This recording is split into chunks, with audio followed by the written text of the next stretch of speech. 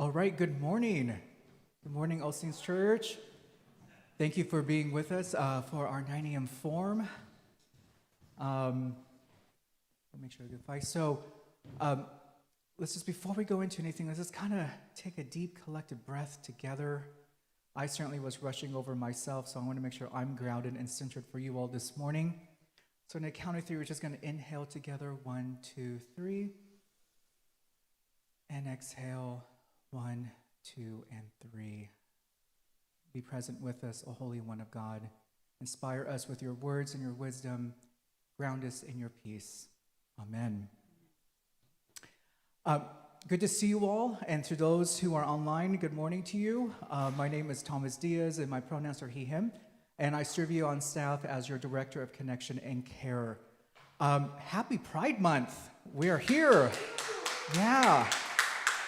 Pride Month of 2023, and we are doing a series in the form and during Pride Month, and today we're here, there's some of us who are missing from the core leadership team, but we're here to really discuss about what is the next chapter for the LGBTQ plus ministry here at All Saints Church.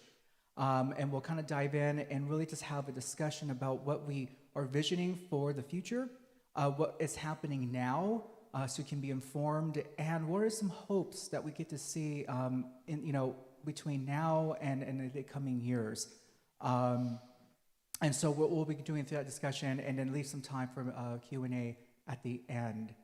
I'm not here alone, as I said. We do have some folks who are missing from our core leadership team, but that is all right. And so I'll just have you all just say your name and what your role is here at All Saints Church. My name's Abby. My pronouns are she, her, and I work with Los Angeles Centers for Drug and Alcohol Services. We have an all-fellowship meeting this last week. It was in this fabulous room right here, and we are next to the small group, which means we get to send our kids to the next step of being in an affirming group. Thank you. And we'll go more into detail about our friends at Alicata. My name is Jonathan Quinn. My pronouns are they, them. I'm on the vestry here at All Saints, and with Thomas, I'm a co-convener of the LGBTQ plus ministry.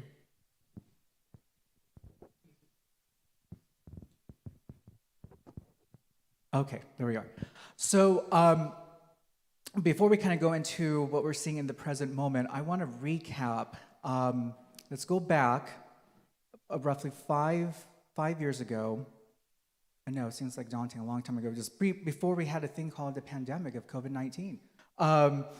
So at that time, if you recall, we did a parish-wide survey from, at the time, there was a visions group that was convened by the Reverend Canon Susan Russell. And the idea was, at that time, was to assess what was the next leap of the ministry after galas. And for those who are familiar with All Saints, you know galas, and for those who are not, it was the gay and lesbian of All Saints Church. And so now this was a time for a small cohort to vision what was the next chapter at that time. And it was then discovered that, we could brainstorm night and day for months, but really we're not listening to the community. And so we had the charge and lead, well, let's do a parish-wide survey. So many of you might be familiar, you probably did the survey, so thank you for your insights and input on that. A couple of things came out of that survey. One was that we needed more visibility just throughout the parish. And in ways, this was kind of a call, let's start desocializing the ministry and actually fully integrate it into the parish life. So I'm like, okay, we heard that. We also heard more about we wanted to see more leadership start being developed within the ministry. And so, part of that was, could we start appointing lay leaders to convene the ministry and to lead it? And that did happen. And grateful to Hannah Earnshaw, because they were my co-convener at the time before I came onto staff to do that. And then the third part was, can we become an outreach ministry? Not just, conduct things in-house here at All Saints, but how can we be a need for the wider community? And so we actually put a lot of work behind that, and we had hoped to go to Pasadena City College. We had already had talks with the San Gabriel Valley Gay Center. We were working with the West Hollywood Center and really trying to find a way to plug ourselves in. Then 2020 rolled around, and I don't need to give you what happened then. But that did stall some of the projects that we had on hand. And so what we did was we had to, as we all did, shift it online, and we started holding these monthly kind of social gatherings that then morphed into a podcast called The Talk. And The Talk was co-hosted by Hannah Earnshaw and myself, and we just thought, this is a time where we're just looking around the church and saying, who can want to speak with us and give us more about, talk about their ministry. And so that's, what became the Talk podcast. And I commend it to you still. It's on Spotify. We're not on Apple, on Apple Podcasts, but we're on Spotify.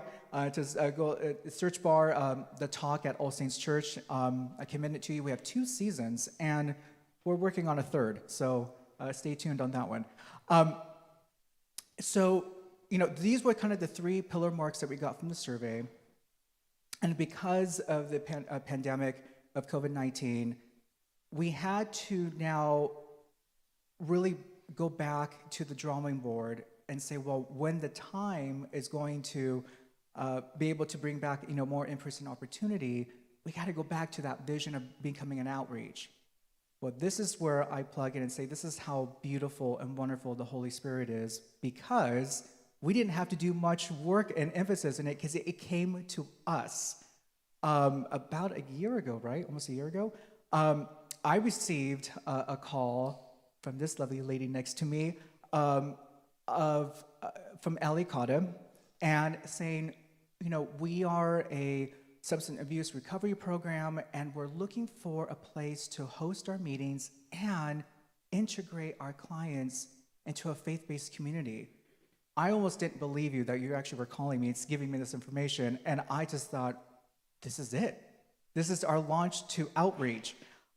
So I'm going to have Abby talk a little bit about who Ali Cotta is, what the programs that you offer, and what it's been like for you to be with us here at All Saints. Share with us how this experience is. Hi, everybody. My name is Abby, and I work with Los Angeles Centers for Drug and Alcohol Services. I'm not only a substance use disorder counselor there, I'm an activities coordinator and what's called a self-help group coordinator, which means that I organize our groups to have meetings for whether they're 12-step meetings, Recovery International mental health meetings in a location so we can engage our patients that all live in our properties here. So we have 4 or 5 properties here in Pasadena, and we work all throughout Los Angeles County. We work with everything from dual diagnosis to domestic violence, and we like to really engage people in something that is bigger than themselves. And the way to do that was through finding All Saints and the LGBTQ Ministries. And the first time I came here and I sat with my, at the time he was like the chief executive officer of the business, the agency, Bill, and I cried the entire time in service because I was like, oh my God, you're kidding me. I'm at home, and I'm like, I really want to plug us in here. And so we've been able to do that, and my story is I'm a recovered alcoholic and drug addict who was trafficked at 8 years old, and I've been through a lot of trauma, and there has not been a lot of safe place like All Saints based on what I was being told by the very people that were my predators. So being here was something different for me, and I've been able to engage, God, at least 200 of my patients now with engaging in a spiritual community, a religious community that has something to offer them no matter who they are. And so that opens the doors as non-binary, trans women, gay and lesbian men and women. And so what this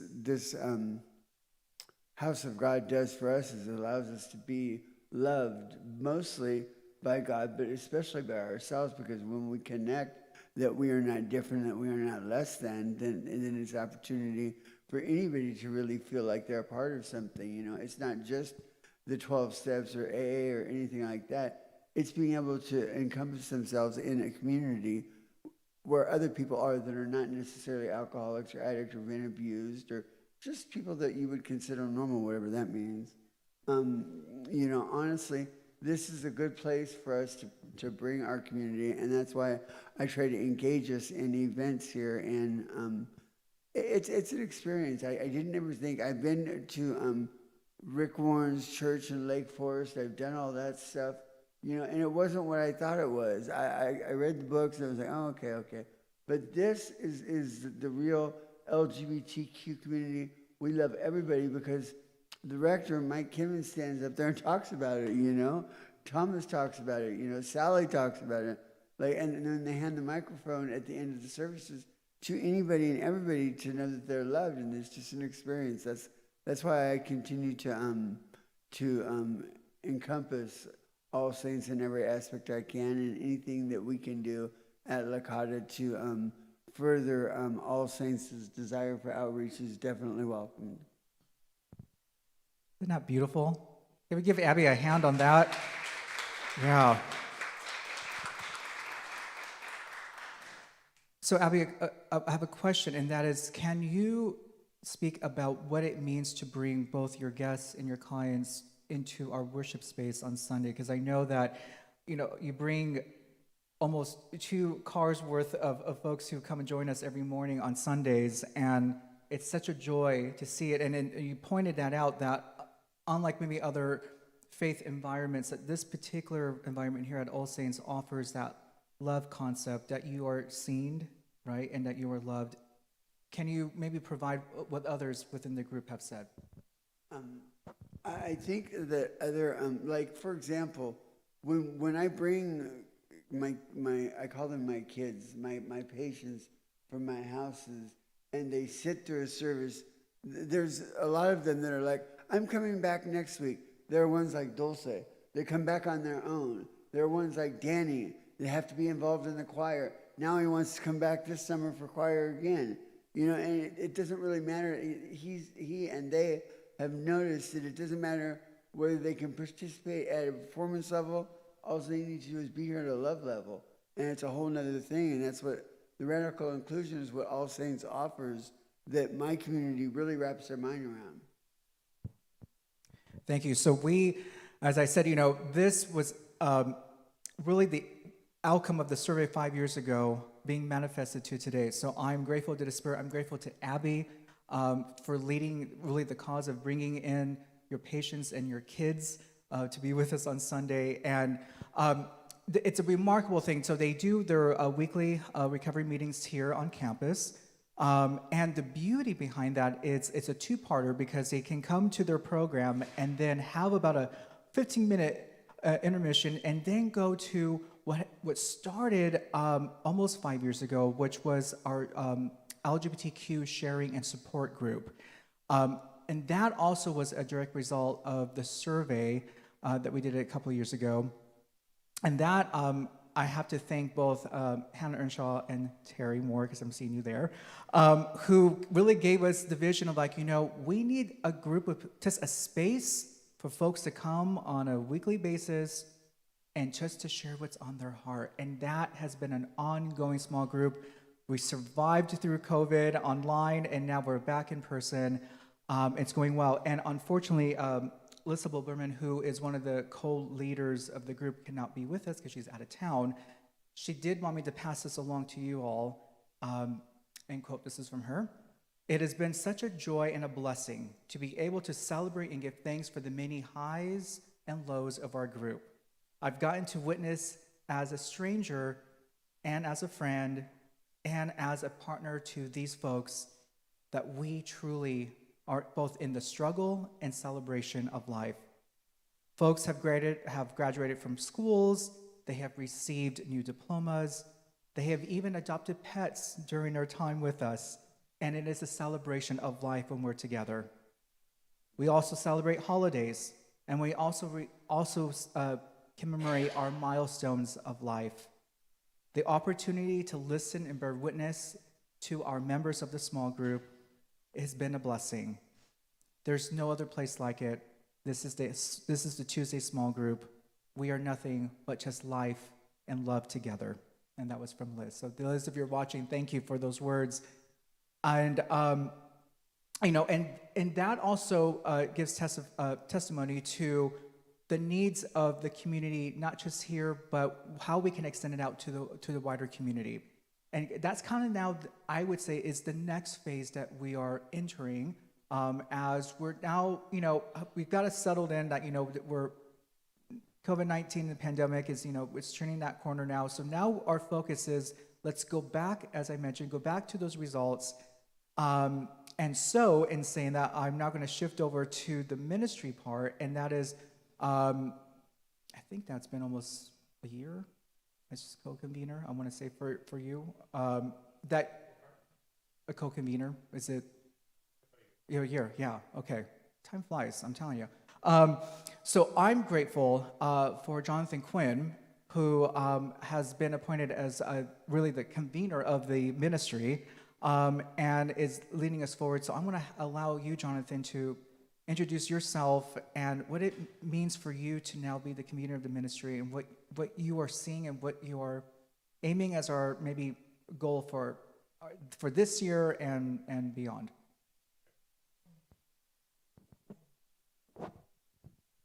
Well, my husband August and I started attending All Saints about 2 years ago. It was May of 2021. And going into Pride Month, we were really struck by how the ministry really made us feel welcome right off the bat. And we were really impressed by the fact that when July rolled around, All Saints didn't take all the pride flags down. And so I like to dive into things. And so when I first started attending, I set up a meeting with Thomas and Hannah basically right away and said, here's my background. Like, I've studied theology, I've been in ministry, but I'll do whatever. And so we talked about starting a queer theology group, and that ran in fall 2001 to spring 2022. Yeah. And it was really good. A lot of queer people, even when we come to accept and embrace God's love, there can be a disconnect between our life of faith and our life of queerness. And so that year, a small group of us in the ministry examined different parts of the Apostles' Creed and asked together, what does our queer experience say to this particular doctrine? How can we interpret this through a queer perspective? And what does this bit of the faith, how does this bit of the faith inform our queerness? That sort of dialectical, have the faith inform our queerness, have our queerness inform our faith. And it was a really rich time. And the next step after that was doing queer Bible study. We studied the Gospel of John this year from the fall until Easter. And like Thomas mentioned, we were really hoping to continue to reach beyond the bounds of All Saints. And we've been doing that here and there. That's our queer prom last year was a lot of fun. This one was too, and both of them drew queer people from the kind of edge of All Saints participation, people who hadn't been in church in a while, and some people who had no affiliation with All Saints, but just they heard that there was a queer prom and it was fun, and some people started to come into All Saints because of that. I have a particular desire to see our ministry cooperate with more ministries in other parishes, or especially with parishes that don't have enough of an LGBTQ presence to support a ministry. I was involved in a parish like that before coming to All Saints, and it was really hard not having queer community.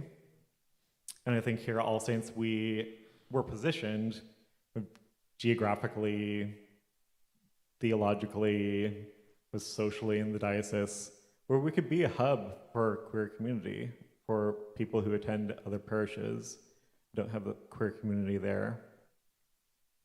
One of the ideas that we're refining is starting another small group, kind of loosely based on early queer activist groups like Daughters of Diaz, Gay Liberation Front, Mattachine Society, and drawing from queer people and allies at All Saints and other parishes and people outside of our faith community entirely. I'm really excited about that. Kind of centered on building community together and political direct action and community service. Yes. I want to tap on to what you mentioned about becoming possibly a hub or a reference guide maybe for other folks who don't have the gift of our, the way we've been able to portray our ministry and the way we have at All Saints. And I see this too coming alive as we're seeing throughout the country, the rise of transphobia and homophobia and the violence of hate. And in the midst of our own interaction with that a couple of weeks ago, we held a special small group on it. We used a Tuesday time slot for that purpose, and we just said, we sent an email out to our mailing list to folks after we received our threat to come into this space. We held it online for safety, and so we had about 15 folks that showed up, and we also had a few folks who were outside of the All Saints community who came in just to be in solidarity with us. And the reality is that there is a need to know that there's a space available for you in these trying times. And so I know a lot of the work that both Jonathan and I will work on for the remaining of this year is providing those spaces here at All Saints and finding a way to do it in the wider community. And we know that the more of you create these spaces of both support and listening, and I'm sure Abby, you can point to this too with work of Alicata, that really is how you start building the barriers towards not having to have the trauma of these events overtake your whole lives, right? And so being able to have that space to process, to know you're in that supportive group, is really one of our first priority that really just we discovered, just a couple of weeks ago, like, oh yes, we need to make sure that we're putting more, detail and emphasis on these groups. Briefly, I want to ask the question about, with our core value of radical inclusion, right? And Abby, you kind of alluded to this as well. But for you, Jonathan, how do you see us living within that value of radical inclusivity here within All Saints Church and beyond? What do you vision for this particular core value for us as a ministry?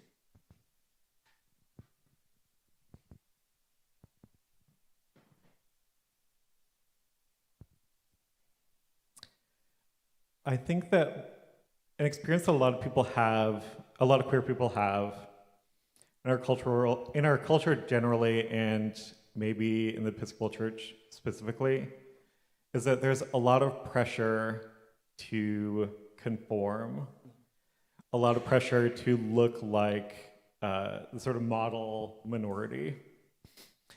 And in a lot of Episcopal spaces that are dominated by whiteness, it looks like suppressing your queerness in a lot of ways. There's pressure to be straight passing, to not be so loud and proud. And queer people in those kinds of spaces, in those kinds of faith spaces, like we're being fed very mixed signals. God loves you and accepts you just as you are. And could you tone it down a little bit, or like a lot? And one of the things that I've appreciated at All Saints is that those of us who are not straight passing, I couldn't pass if I wanted to. Look at me. And there's not pressure to pass as straight because diversity is really a value among our attendees and even on leadership.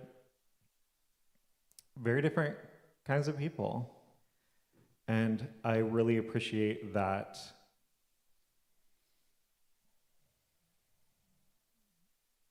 In some ways, All Saints works specifically to elevate voices on the fringe, or for those of us who are in the LGBTQ community and on the fringe of that, on the fringes of the fringe. Yeah, yeah. And especially now with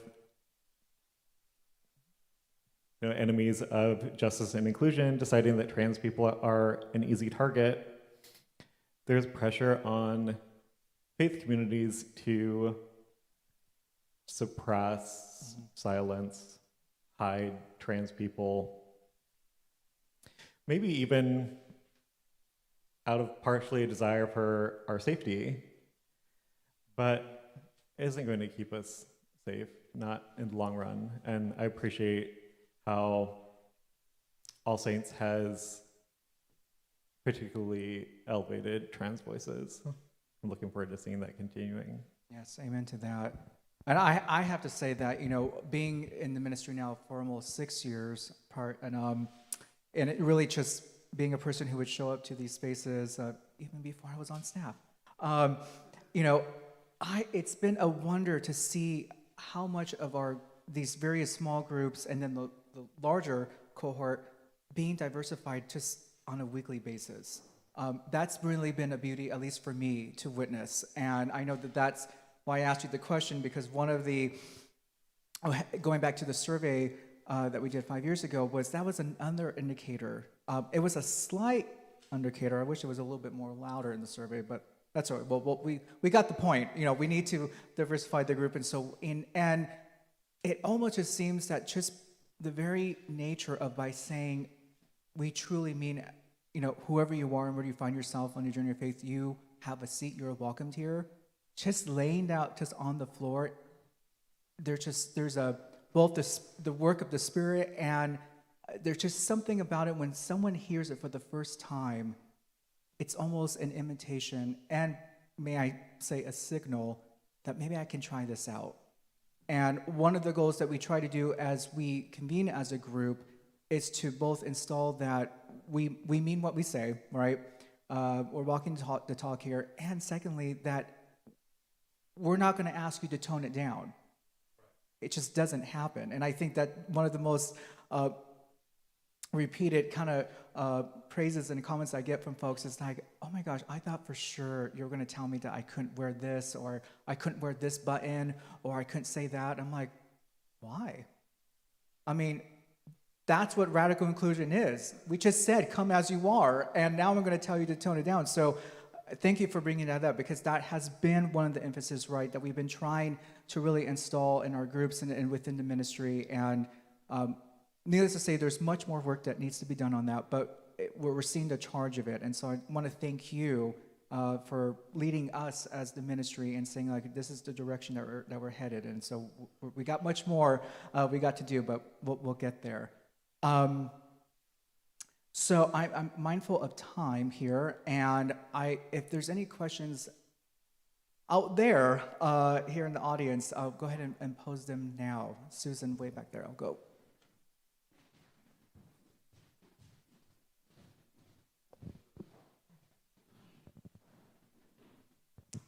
Thank you, Thomas. Yeah, I do want to just take a moment, because I don't know if you gave yourself credit for, this is not about you, but it is about you, and it is about people like you who are willing to step in. And we, for decades, had a group here, I don't know if you did this in the introduction, called GALAs, Gays and Lesbians, All Saints. It goes back to 30 years ago when it was groundbreaking in its time, and everyone wished we would tone it down then too. So there is a pattern. But it got to the point where everyone wanted us to have a gay and lesbian or LGBTQ ministry, but nobody wanted to run it, and nobody wanted to come to any of the things that got planned, but everyone thought we should have one. And so we got to the point where we decided we had to let it lay fallow for a while. Not to be scriptural about it, but that's my day job. You know, unless a grain of wheat falls to the earth, it will not rise up again. So we let it be fallow, and Thomas was one of the ones who came in and helped with the idea of a 6-month visioning team, intergenerational, multi-diversity, thinking through what could we and should we do next. Out of that came the survey, out of that came all of this. And so I am just so deeply grateful. I mean, tears in my eyes. You guys are you all are the best. And the brightest and the most wonderful signs and symbols of that new life that we hoped would spring up when we were willing to say, we can't do this anymore. Let's see what the Spirit's going to call us to do next. So if we could get a round for Thomas and his team, because really we wouldn't be able to be here without you. Thank you. Thank you for that, Susan. And let me just say, too, part, I think, why we're able to do the work we get to do is because we get to, you know, stand and be on the shoulders of those who came before us. And as I will mention in my sermon in just a bit, the struggle is real, right? But that's where the inspiration comes from, because it is based on what one generation was able to accomplish and then what's next. And so I'm just grateful for the opportunity to do so. And that's great. Anyone else? Andy.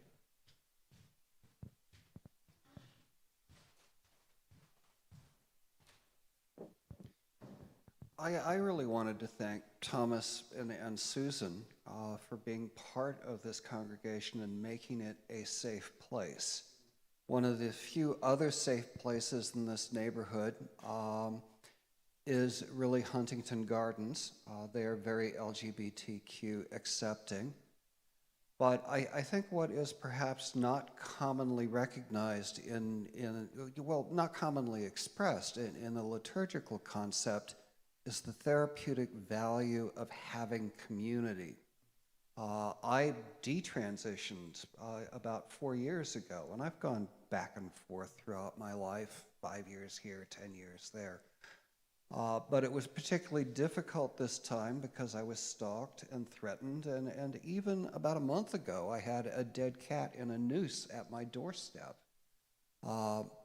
Having this kind of safe place has been essential for my personal sense of security and identity and community. But we also have a huge number of trans people in this country. We've got about 1.5 million adults at this point and 300K children. Within the Department of Children and Family Services jurisdiction, about a third of our clients are LGBTQ identified.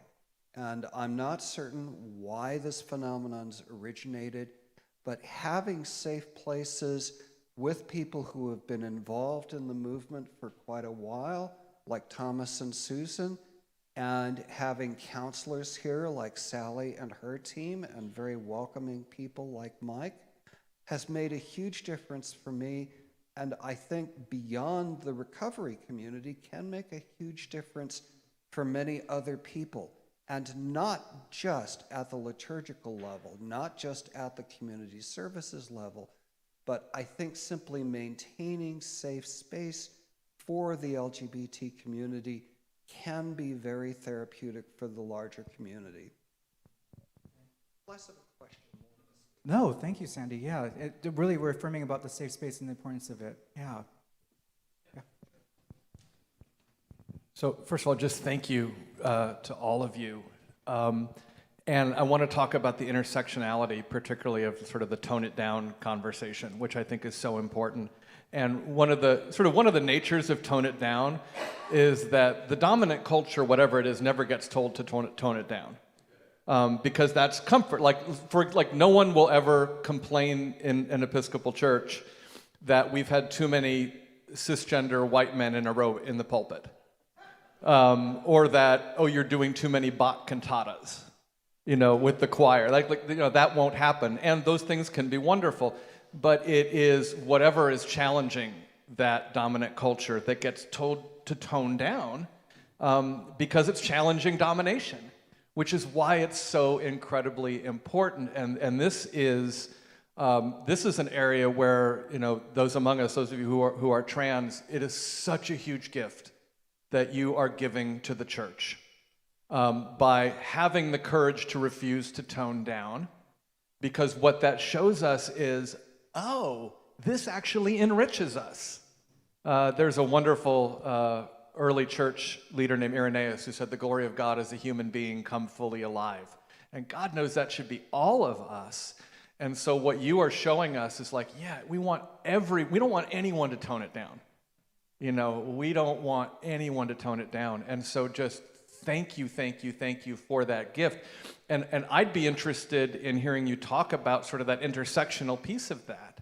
So first of all, how do we avoid sort of are we going to be about LGBTQ rights? Are we going to be about Latino, Hispanic, or Black? How do we avoid sort of, the oppression Olympics piece of that? But also, where can we really start growing in strength of the intersections of this liberation?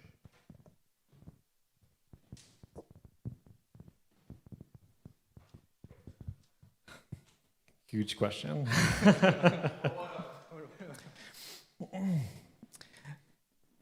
I've been thinking as hard as I can about queer liberation from existential, theological angles since I came out. And one of the most important principles that I came across early on in queer studies is that queer liberation is for everyone. That if it's real liberation, then it won't elevate some and put down others. And I've continued to see that be true working along people with in anti-racism and disability rights. And I saw a lot of resonances with queer liberation when I did a book study with a 20s and 30s group over Lent about disability justice in the church. There are a lot of dynamics in the church and wider society that suppress and threaten disabled people, and those same dynamics are threatening to queer people, people of color, women.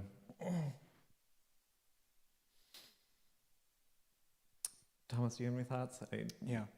Yeah, well, I think in the lines of that, to your question, Mike, with that intersectionality of both the oppression that we see in society, right, in lieu of what we as queer folks deal with, as we think about the Pride movement, the whole idea is about liberation.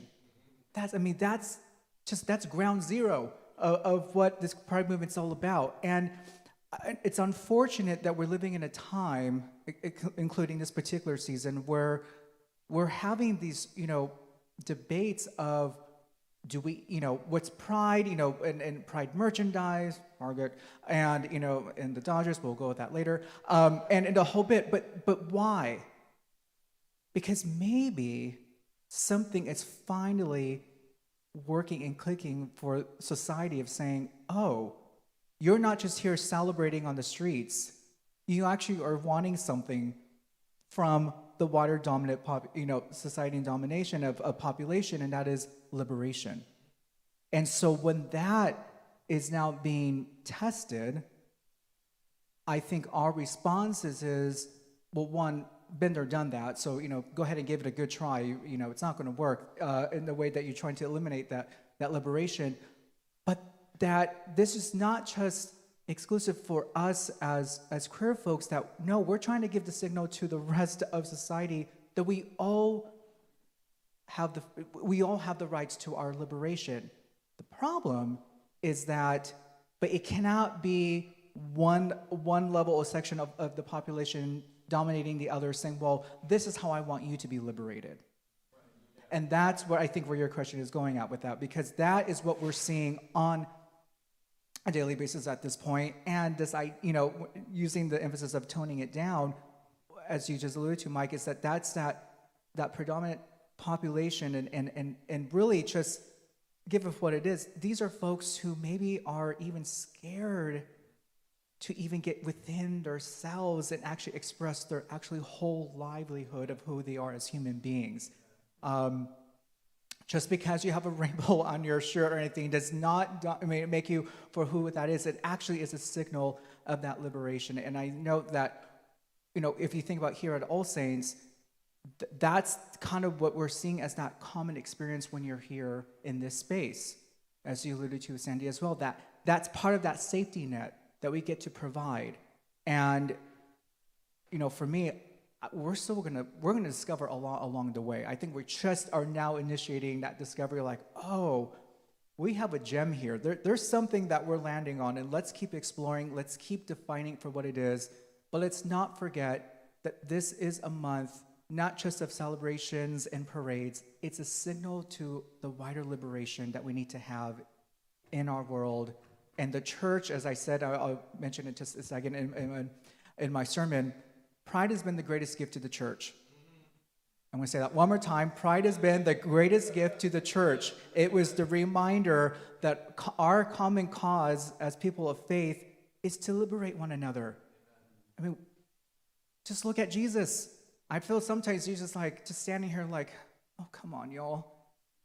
I mean, I did this for you. I did this for a reason. Tap into it. And maybe pride can go back, and get us back into track of saying, this is what liberation looks like. Let's not give up on each other and stand our ground in faith, in trust, and most importantly, in love. And I think that's what we are trying to encompass and embody as a ministry, and not just be some working program where we have something on Monday, something on Thursday, and something on Sunday.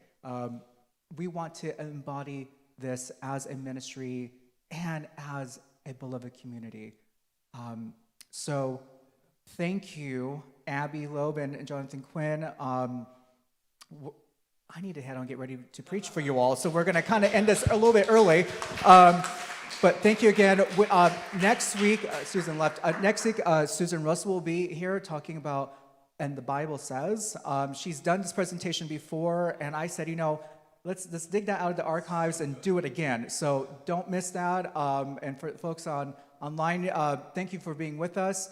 And a quick shout out, upstairs on the lawn, it is Wear Your Orange weekend. And so the Committee to End Gun Violence is promoting their causes. And please go to the table up there, get your orange ribbon, and let's continue to fight against gun violence in our nation.